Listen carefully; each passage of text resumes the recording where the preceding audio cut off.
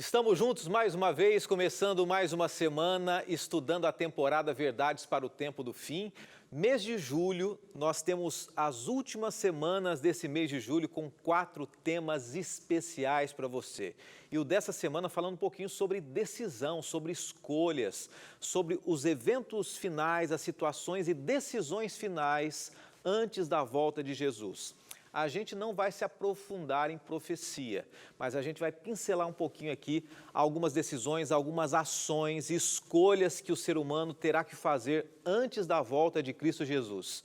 Olhando para o futuro, e a gente vai mencionar para você sempre uma mensagem especial ao seu coração. A gente só está começando agora e eu espero você a partir de agora aqui no Escola Bíblica. Até já!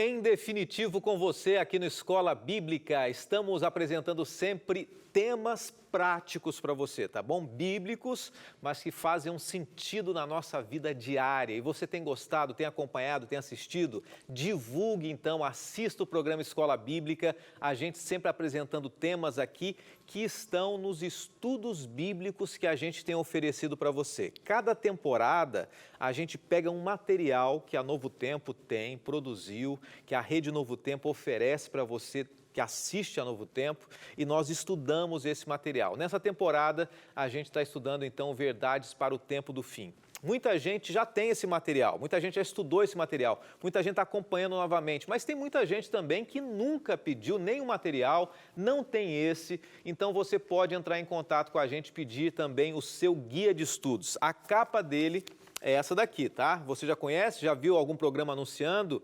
Não pediu ainda? Então dá tempo, é nesse mês de julho que a gente vai fechar a temporada Verdades para o Tempo do Fim. Dá tempo de você pedir, vai chegar na sua casa aí, tá? E nós estamos estudando hoje, a partir de hoje, até quinta-feira, mais um tema, e o tema é esse daqui, ó, o estudo número 10, tá? O 10º capítulo aqui do Guia de Estudos, você está vendo, Olhando para o Futuro. O que tem a ver esse tema comigo e com você também? Ele traz uma mensagem de escolha, de decisão minha e sua também. Nós vamos abordar outros temas ainda nessa temporada, mas o tema dessa semana realmente pede de nós algumas escolhas fortes para a nossa vida. E eu quero desafiar você a entender o tema dessa semana, a colocar no seu coração, a vivenciar essa experiência com Deus, de uma relação ainda mais íntima e mais próxima com Ele também, tá bom? Eu quero orar com você agora. Após a oração, eu quero continuar nessa interação com você e a gente vai abrir a palavra de Deus e estudar o tema de hoje, que é justamente sobre as decisões a serem tomadas por nós e por todos os seres humanos antes do resultado final da história desse mundo, tá? Vamos orar? Então vamos buscar a Deus. Bondoso Deus, Pai de amor, cuidado e misericórdia, nós te agradecemos pela oportunidade de estudarmos a Tua Palavra e mais uma vez eu te agradeço porque em liberdade nós podemos abrir a Bíblia, entender o recado do Senhor para cada um de nós e vivenciarmos também. Nos dê coragem para experimentarmos na prática aquilo que o Senhor espera de cada um de nós. Nós oramos e agradecemos em nome de Cristo Jesus. Amém. Eu sempre lembro aqui que tem pessoas de todos os lugares que estão assistindo a Novo Tempo, têm assistido o programa Escola Bíblica e a gente realmente agradece você, tá? Você pode interagir com a gente. Eu sei que existem pessoas de várias crenças e de várias idades, tá? Normalmente as pessoas que têm um pouco mais de experiência, muitas delas interagem nas redes sociais, mas muitas assistem, acompanham, não interagem porque às vezes não tem tanta familiaridade com redes sociais, Nem todas são assim, muitas interagem também, mas muitas preferem acompanhar e eu agradeço a você que de repente nunca ligou, nunca interagiu pelo Instagram, pelo Facebook, mas está aí, está assistindo. E a gente agradece muito você, tá? E para você que interage, que gosta de escrever para a gente, você também jovem, você adolescente ou mesmo criança que está assistindo a gente também, seja bem-vindo, tá? O nosso Instagram é o @escolabiblicant e o nosso Facebook é o facebook.com/escolabiblicant e a gente está transmitindo ao vivo agora. Antes de começar com o tema, 3 abraços especiais que eu não posso deixar de enviar aqui, tá?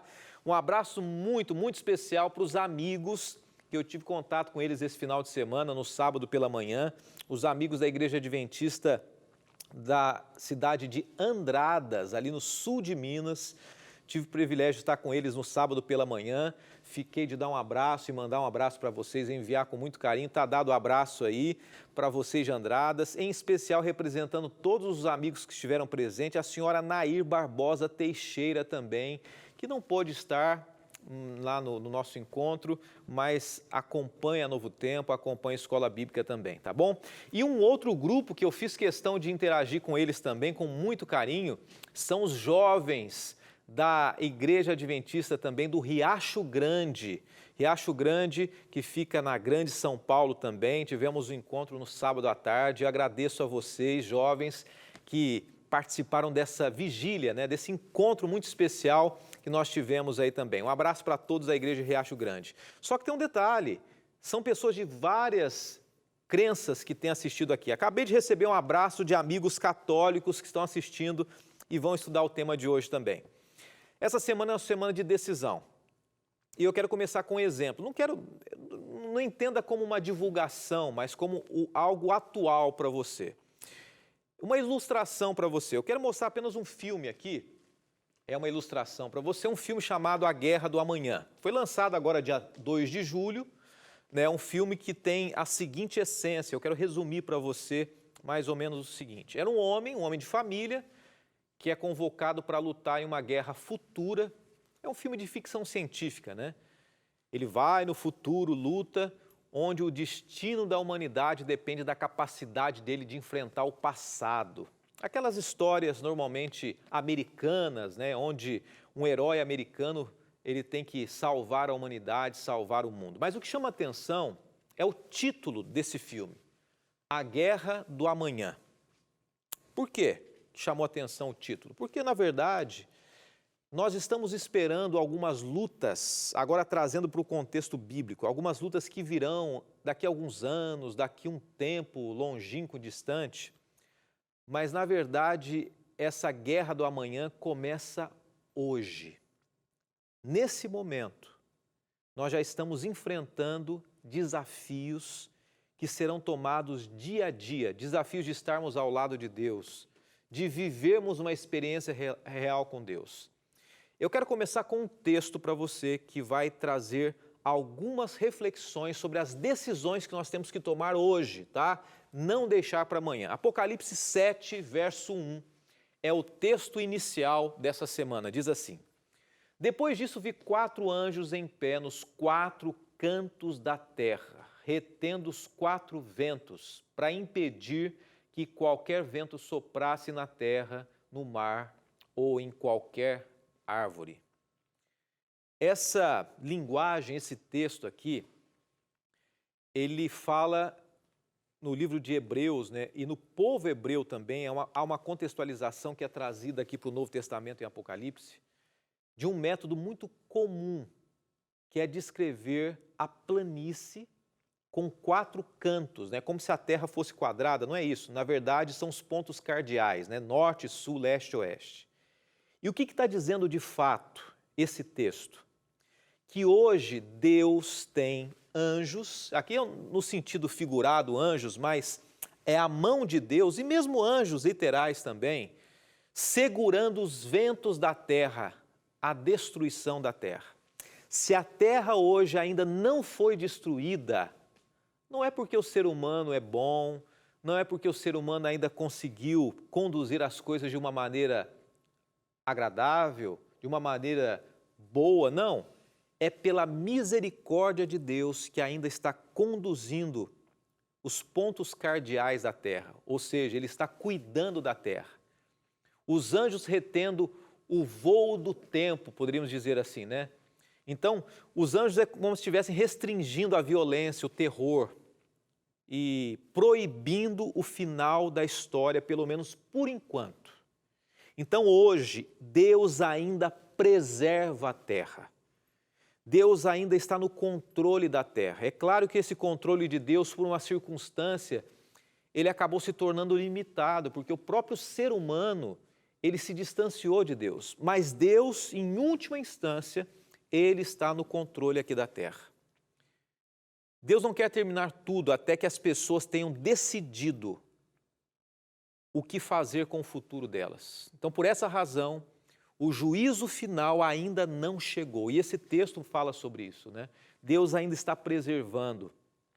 A história ainda tem sido preservada e Deus tem interagido de maneira divina para restringir os ventos do terror, seja aqui no Brasil, seja no mundo, restringir um assunto que nós já mencionamos nessa temporada, que é a questão do Armagedon, que é o conflito entre o bem e o mal, né? Um conflito cósmico, que não é entre nações, mas é um conflito espiritual. Deus continua no comando. E eu queria que você pensasse, né, quantas coisas já poderiam ter destruído essa terra, né? Guerras, Primeira Guerra Mundial, Segunda, pandemia. Olha só, Deus ainda tem preservado, de alguma maneira, Ele tem trazido lições para entendermos que tudo está chegando ao fim, mas ainda assim Ele coloca a mão. Da mesma maneira que Deus poupou Sodoma e Gomorra, né? Existiam homens injustos lá, Deus tem poupado também, por causa dos fiéis de hoje, como poupou naquela época, a história desse mundo. E o que chama a atenção, que a gente lê no livro de Jó, é que Deus, Ele faz com a história a mesma coisa que Ele faz com as ondas do mar. Olha que bonito esse texto, olha que interessante. Jó 38:11 diz assim: quando eu lhe disse, até aqui você pode vir, além desse ponto não, aqui faço parar as suas ondas orgulhosas. É uma pergunta, né?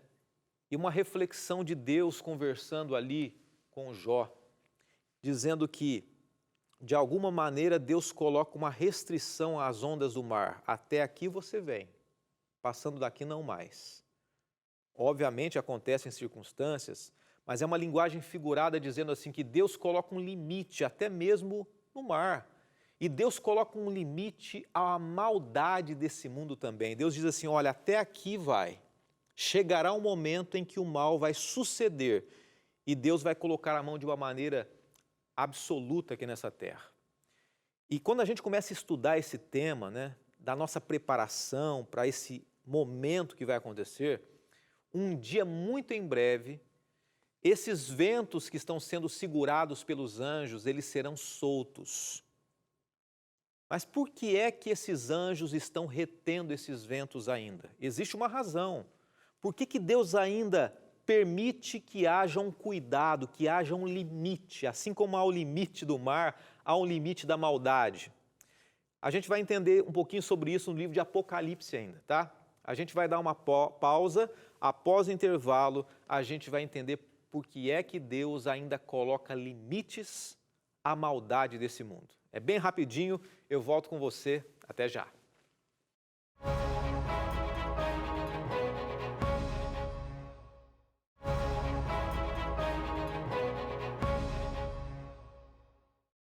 De volta, estamos nessa semana olhando para o futuro, imaginando as cenas finais, as decisões finais que devemos tomar aqui na história desse mundo, sempre entendendo o seguinte, por mais que a gente olhe para o futuro, a partir de hoje, de agora, as decisões precisam ser tomadas. Um abraço para você que tem tomado a sua decisão de acompanhar, estudar a Bíblia e aproveitar nesse momento a oportunidade de priorizar a palavra de Deus, que é a coisa mais importante, tá? Um abraço muito, muito querido para as pessoas. O Fábio Lacerda está acompanhando a gente agora, acabou de seguir nas redes sociais. Também o Cassiano Breno, a Antônia Araújo, a Jussiele, a Irlânia Leite, a Jussiele do Rosário também, Eunice Pablos, Adelas Martins, acho que é isso mesmo, e tantas outras pessoas que estão acompanhando a gente aqui. Eu perguntei no bloco anterior, por que é que Deus está segurando os ventos? E a gente está falando sobre isso. Por que Deus ainda está preservando a maldade desse mundo? A gente tem visto tanta coisa ruim, né? Imagine se Deus permitisse que, de alguma maneira, o mal agisse de maneira plena e absoluta. Apocalipse 7, capítulo 2 e 3, ou versículos 2 e 3 do capítulo 7, traz para a gente uma resposta, e vale a pena a gente ler aqui, olha só. Então vi um outro anjo subindo do Oriente, tendo o selo de Deus vivo, ou selo do Deus vivo. Ele bradou em alta voz aos 4 anjos, a quem havia sido dado o poder para danificar a terra e o mar. Não danifiquem nem a terra, nem o mar, nem as árvores, até que selemos as testas dos servos do nosso Deus. Há um recado muito especial, e o recado é o seguinte, essa expressão, né, selar na testa. Deus dizendo, olha, não permitirei que vocês danifiquem a terra, que vocês permitam que a terra se autodestrua, né, de alguma maneira, até que os meus filhos, o meu povo seja selado. E quando fala em selo na testa, muita gente tem dúvida, né?